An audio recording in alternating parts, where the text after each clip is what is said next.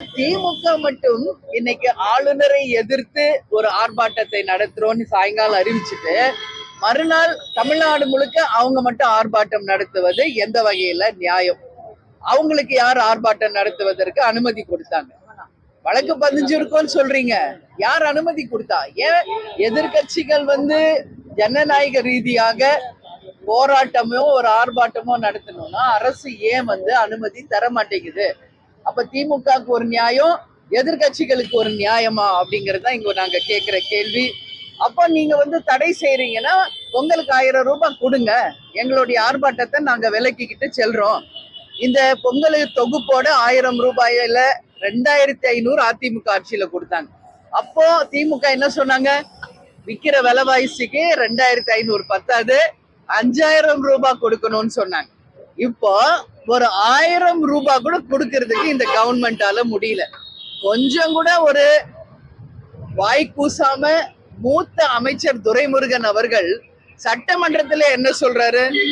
அது தேர்தல் வரும்போது பாத்துக்கலாம் அப்படிங்கிறாரு.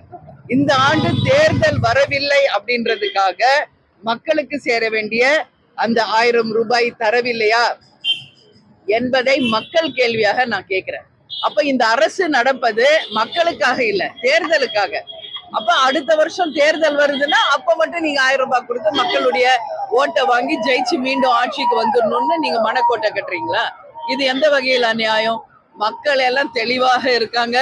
நீங்க அனைத்து இந்திய அண்ணா திராவிட முன்னேற்ற கழக ஆட்சி செஞ்சப்போ ஒரு கருத்தை சொல்றீங்க, உங்க ஆட்சி வரும்போது ஒரு கருத்தை சொல்றீங்க. இது எந்த வகையில நியாயம்?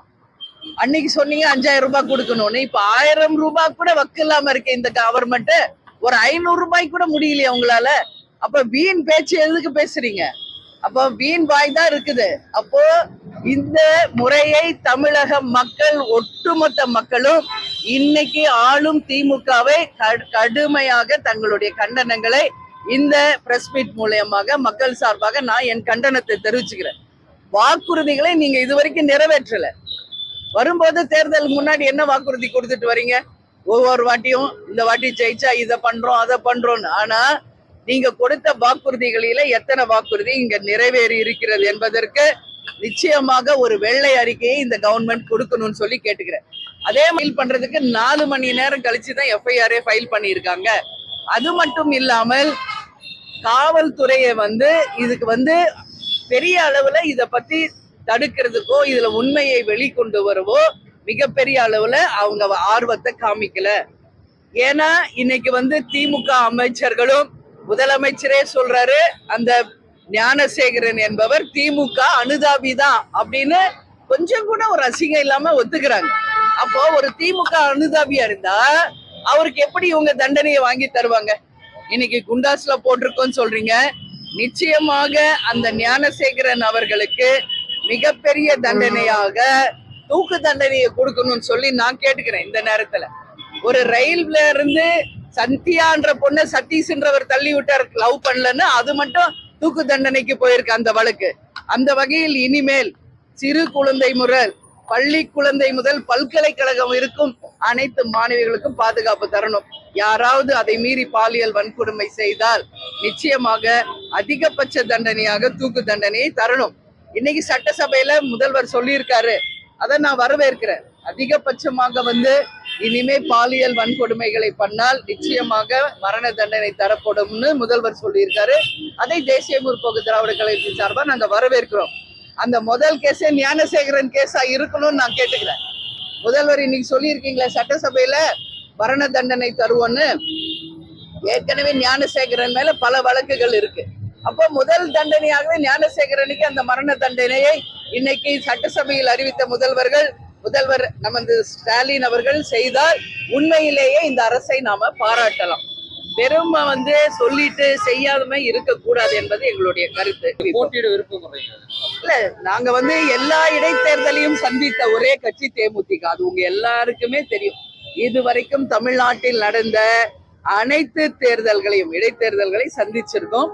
ஆனால் இப்ப நடக்கின்ற இந்த தேர்தல்கள் நிச்சயமாக ஜனநாயகத்திற்கு முற்றிலும் அகெயின்ஸ்டா. ஏன்னா ஏற்கனவே இதே ஈரோடு தொகுதியில நாங்களும் போட்டியிட்டோம், உங்களுக்கு தெரியும். ஆனா அங்க என்ன நடந்தது என்பதை யாரும் மறந்திருக்க முடியாது. இதுவரைக்கும் தமிழக அரசியல் வரலாற்றிலே இல்லாத அளவு மக்களை ஆட்டு மந்தைகளை போல இன்னைக்கு மந்தைகளில் அடைச்சி வச்சு வெறும் ஓட்டுக்கு காசும் இலவசங்களையும் கொடுத்து ஒட்டுமொத்த மக்களையும் மிரட்டி அந்த ஓட்டுகளை வாங்கி இன்னைக்கு அந்த விளம்பர ஆட்சி தங்களுடைய வெற்றியாக அதை பறைசாற்றுறாங்க. நிச்சயமாக இது வன்மையாக கண்டிக்கக்கூடிய ஒரு விஷயம். மீண்டும் நான் சொல்றேன், எந்த இடைத்தேர்தல் இவங்க ஆட்சியில வந்தா இந்த மாதிரி அராஜக இடைத்தேர்தலா தான் இருக்கும். எனவே நாங்கள் அனைத்து தேர்தலையும் சந்தித்தவர்கள். இந்த இடைத்தேர்தலில் எங்கள் நிலைப்பாடு என்ன என்பதை உங்களுக்கு தெரிவிக்கிறோம். பெரியார் இது 2-3 நாளா என்கிட்ட எல்லா பிரஸும் கேட்டுட்டாங்க. நான் தெளிவாக இதுக்கு பதில் சொல்லியிருக்கேங்க. சீமான் அவர்கள் சொன்ன கேள்விக்கு பதிலை நீங்கள் அவரிடம் தான் கேட்கணும். சீமான் ஒரு கருத்து பதிய வச்சா அதுக்கு நான் எப்படி பதில் சொல்ல முடியும்? இதற்கு முழு முக்கிய பொறுப்பேற்க வேண்டியவது சீமான் அவர்கள் தான். ஏன் அந்த மாதிரி பேசினாரு?